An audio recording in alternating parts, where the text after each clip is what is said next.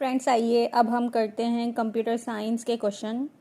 ठीक है, मैं आपको बहुत अच्छे तरीके से समझाऊंगी, बहुत इजीली।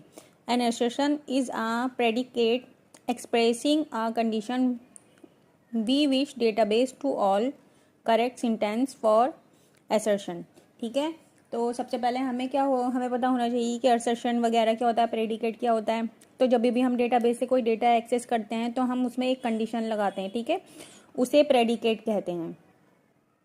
तो सबसे पहले हम अपना असर्शन को क्रिएट करेंगे, ठीक है, देन उसका नाम देंगे, फिर हम कंडीशन लगाएंगे। तो ये सबसे अच्छा वे माना जाता है जब आप डेटा एक्सेस करते हो अपने डेटाबेस में से, कि आप उसमें जो है वेयर क्लॉज लगाते हो, ठीक है, इसको प्रेडिकेट बोलते हैं। तो मेरे फर्स्ट वाले का आंसर हो गया ये।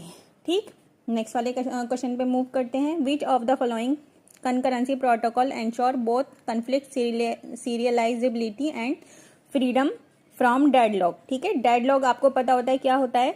डेडलॉक में क्या होता है, जो भी हम काम कर रहे हैं, वर्किंग कर रहे हैं, वो रुक जाती है। ठीक है, डेडलॉक हो जाता है, यानी कि डेडलॉक, उसमें हम कुछ भी काम नहीं कर सकते हैं। तो ये क्या बोल रहे हैं,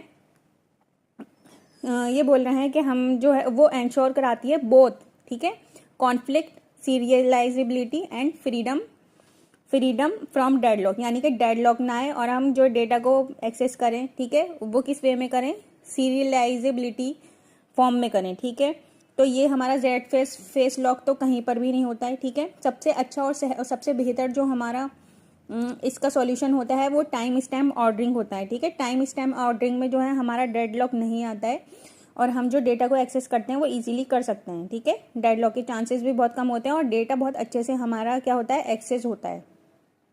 रीड राइट ये सब चीज़ हम करते हैं डेटाबेस में, आप सब लोगों को तो पता ही होगा, ये जितने भी काम होते हैं सारे डेटाबेस में होते हैं। अब नेक्स्ट वाला हम क्वेश्चन जो है लिखते हैं, drop table can not be use to drop a table reference by constraint. ठीक है, आपको पता है जब भी हम डेटाबेस में टेबल्स बनाते हैं तो हम कंस्ट्रेंट लगाते हैं। ठीक है, तो ये बोल रहे हैं कि अगर हम कोई भी टेबल को ड्रॉप करना चाहते हैं, उसको ख़त्म करना चाहते हैं, तो हमें जो है एक कौन सा ऐसा चीज़ है जिसको हमको रेफरेंस है उसको हमको ख़त्म करना पड़ेगा। ठीक है, drop a table can not be use to drop a table reference by foreign key. ठीक है, जब तक अगर कोई टेबल हमारी जो है 2 टेबल्स हैं और हमारी फॉरेन की लगी है दूसरी वाली टेबल में, तो हम उसको तब तक ड्रॉप नहीं कर सकते जब तक हम उसकी फॉरेन की भी ना हटा दें।